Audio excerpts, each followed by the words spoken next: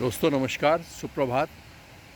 आज 22 दिसंबर 2022 के dot news के मॉर्निंग न्यूज़ में आपका स्वागत है।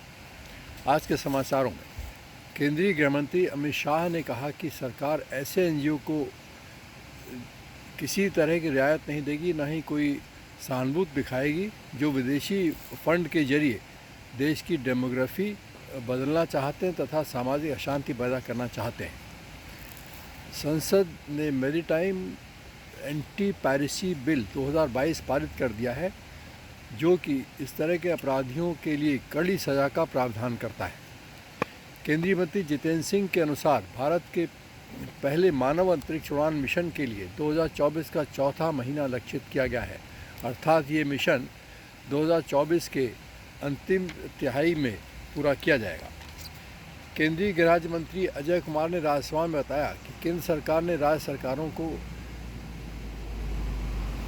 ऐसे कैदियों जो अपनी सज़ा पूरी कर चुके हैं तथा वे सज़ा के साथ साथ जुर्माने का भुगतान नहीं कर पाए हैं को जेल से रिहा करने का निर्देश राज्य सरकारों को दिए हैं। केंद्रीय गृह मंत्री अमित शाह ने कहा कि हमें ड्रग्स के खिलाफ जंग बड़ी सावधानी से लड़नी है। उन्होंने राज्यों से कहा कि इस खतरे से निपटने के लिए राजनीति को दूर रखते हुए हमें केंद्र सरकार के साथ मिलकर काम करना है।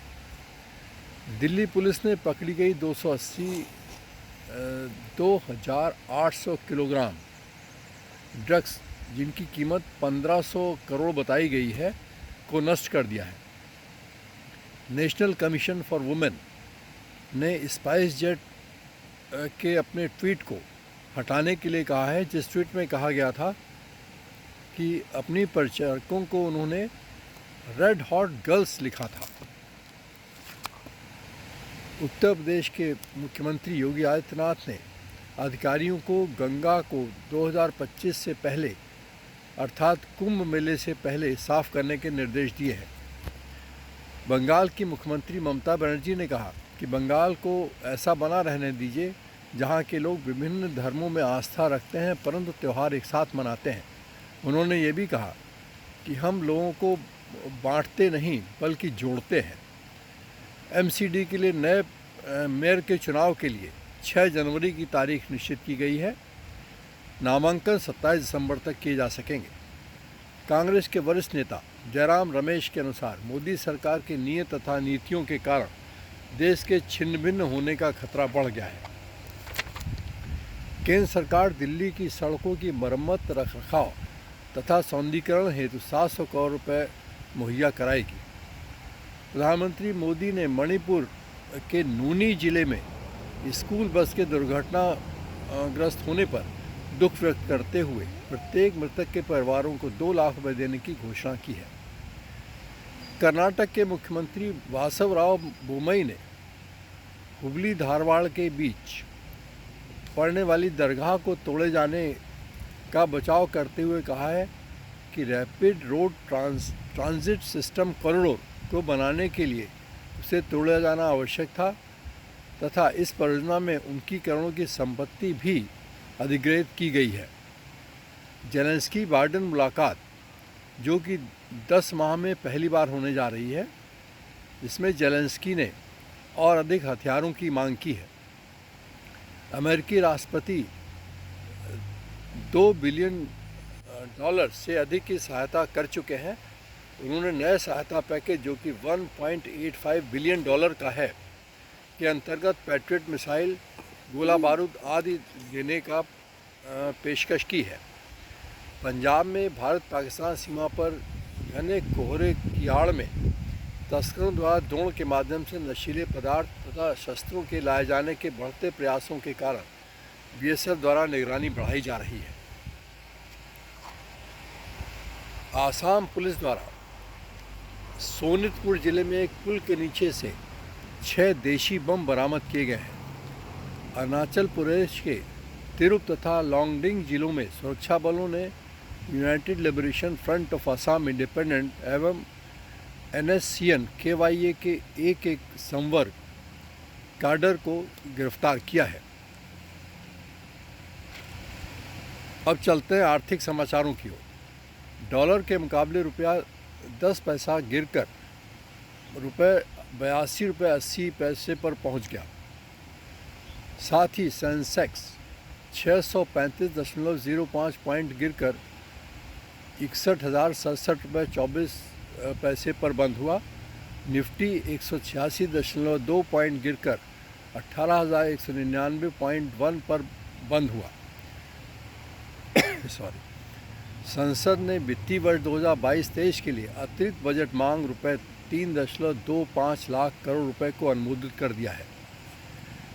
वित्त मंत्री निर्मला सीतारमण ने कहा कि उनकी नज़र मुद्रास्फीति पर बनी हुई है, जो ईंधन के दामों, खाद के दामों जैसी बाहरी कारणों से बढ़ रही है। वित्त मंत्री के अनुसार भारत ने निवेश के लिए अनुरूप माहौल तैयार किया है, जिसके कारण भारत अपने निवेश के लक्ष्य को पूरा कर सकेगा। वित्त मंत्री सीतारमण ने राज्यसभा में कहा कि कोविड प्रभाव से निपटने के लक्षित दृष्टिकोण के कारण बिना मंदी से गुजरे भारत विकास की दर को पुनर्जीवित करने में समर्थ रहा है। उन्होंने ये भी बताया कि बैंकों का एनपीए विगत 6 वर्षों के न्यूनतम स्तर पर 5.9% मार्च 2022 में पहुंच गया।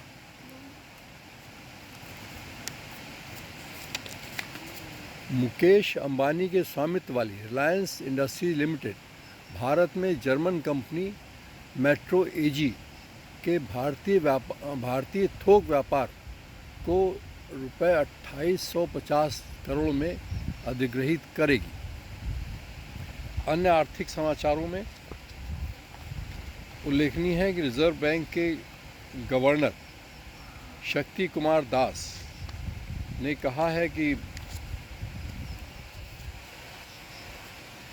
वित्तीय क्षेत्र लचीला है तथा भारत वित्तीय क्षेत्र में लचीलेपन के कारण काफ़ी अच्छी स्थिति में है।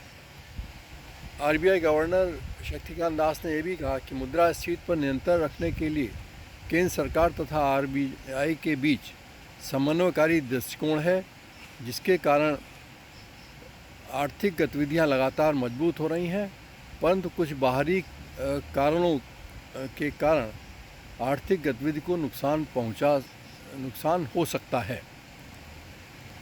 सोनिया गांधी ने कांग्रेस की पार्लियामेंट्री पार्टी की बैठक में कहा कि भारतीय सीमा पर चीन द्वारा अचानक चढ़ाई इनकर्शन अत्यंत गंभीर मसला है।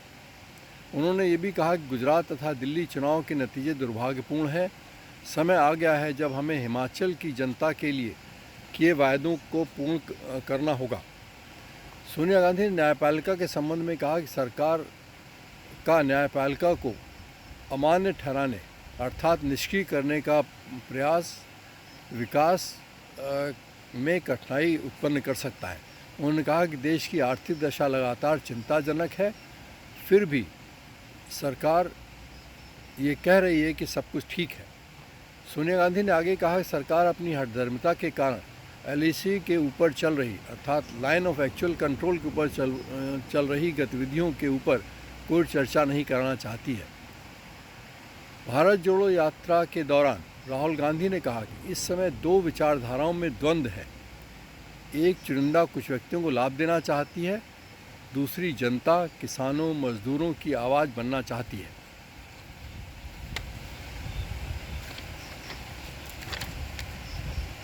कश्मीर के उपराज्यपाल मनोज सिन्हा ने कहा कि G20 देशों की तैयारी बैठक श्रीनगर में शांति एवं सुरक्षित माहौल में होगी, क्योंकि यहां पर आतंकवाद की कमर तोड़ी जा चुकी है। पाकिस्तान के संदर्भ में उन्होंने कहा कि बाहरी हस्तक्षेप का युग समाप्त हो चुका है। महाराष्ट्र में ग्राम पंचायतों के हाल में संपन्न हुए चुनावी नतीजे आ गए हैं। इसमें बीजेपी सबसे बड़ी पार्टी के रूप में उभरी है। 3,769 पंचायतों में से 3,751 नतीजे आ चुके हैं। इसमें बीजेपी को 2023, एनसीपी को 1,300, कांग्रेस को 900, शिवसेना ठाकरे गुट को 705 तथा शिवसेना जो अलग हुआ गुट है उसको 825 सीटें प्राप्त हुई हैं। अगर गुटों की बात की जाए तो एनडीए के मुकाबले महाविकास आघाड़ी आगे है। दिल्ली के मुख्यमंत्री अरविंद केजरीवाल ने कोविड के सिलसिले में बृहस्पतिवार को आपातकालीन बैठक बुलाई है। आज के समाचारों में अंतर्राष्ट्रीय समाचारों की ओर चलते हैं। रूस के रक्षा मंत्री के अनुसार यूक्रेन युद्ध के चलते रूसी सेना का विस्तार 10 लाख से बढ़ाकर 15 लाख किया जा रहा है। नेपाल के प्रधानमंत्री देउबा को नेपाली कांग्रेस पार्लियामेंट्री पार्टी का नेता चुना गया है। रूस भारत को एडवांस न्यूक्लियर फ्यूल उपलब्ध कराएगा जिससे पर्यावरण भी प्रदूषित नहीं होगा। खेल समाचारों में रणजी ट्रॉफी क्रिकेट मैच के अधिकारियों द्वारा कर्नैल सिंह पिच को खतरनाक तथा खेल के अनुपयुक्त बताने के कारण पंजाब तथा रेलवे के मध्य खेला जाने वाला क्रिकेट मैच स्थगित कर दिया गया है। कोरोना के संबंध में केंद्रीय स्वास्थ्य मंत्री डॉक्टर मंडेविया ने समीक्षा बैठक में कहा कि हम हर तरह की परिस्थिति से निपटने के लिए तैयार हैं। कांग्रेस के प्रवक्ता पवन खेड़ा ने स्वास्थ्य मंत्री द्वारा उनको भेजे गए पत्र अर्थात कांग्रेस को भेजे गए पत्र पर प्रश्न करते हुए कहा कि केवल राहुल गांधी क्यों, केवल कांग्रेस पार्टी क्यों, केवल भारत जोड़ो यात्रा ही क्यों, जिसका संबंध कोरोना से बताया गया है। उन्होंने कहा कि कोरोना के प्रोटोकॉल को आप घोषित करें, हम उसका पालन करेंगे। उन्होंने ये भी कहा कि बीजेपी द्वारा कर्नाटक तथा राजस्थान में यात्राएं निकाल दी जा रही हैं, क्या स्वास्थ्य मंत्री ने उनको भी पत्र भेजा है। यहाँ उल्लेख करना उचित होगा कि केंद्रीय स्वास्थ्य मंत्री ने भारत जोड़ो यात्रा के संबंध में पत्र लिखकर कहा है कि कोरोना के चलते या तो कोरोना के प्रोटोकॉल का पालन किया जाए, अन्यथा देश हित में भारत जोड़ो यात्रा को समाप्त कर दिया जाए। इसी पर कांग्रेस प्रवक्ता ने अपनी टिप्पणी दी है। आसाम के मुख्यमंत्री हिमंता बिस्वा शर्मा ने कहा कि 17 भूमि को खाली कराने का काम बंद नहीं होगा। हिंदू हो अथवा मुसलमान, सभी को 17 भूमि को खाली करना होगा। यहाँ पर यह भी बता दूं कि 17 भूमि धार्मिक संप्रदाय है, उसकी भूमि है, जिस पर 15वीं-16वीं शताब्दी में काफ़ी भूमि अपने केंद्रों को चलाने के लिए उपलब्ध थी। उस भूमि पर कतिपय लोगों ने कब्जा कर लिया है। सरकार उन कब्जों को हटाने का कार्य कर रही है। इस प्रकार आज के समाचारों में बस इतना ही। मैं नीलम कुमार सिंह आपसे आज फिर रोज़ की तरह अनुरोध कर रहा हूं कि मेरे चैनल को अधिक से सब्सक्राइब करें, शेयर करें, लाइक करें, ताकि मैं आपके सामने प्रतिदिन सुबह ताज़ा समाचारों के साथ उपस्थित होकर आपको समाचार सुना सकूं। नमस्कार, धन्यवाद।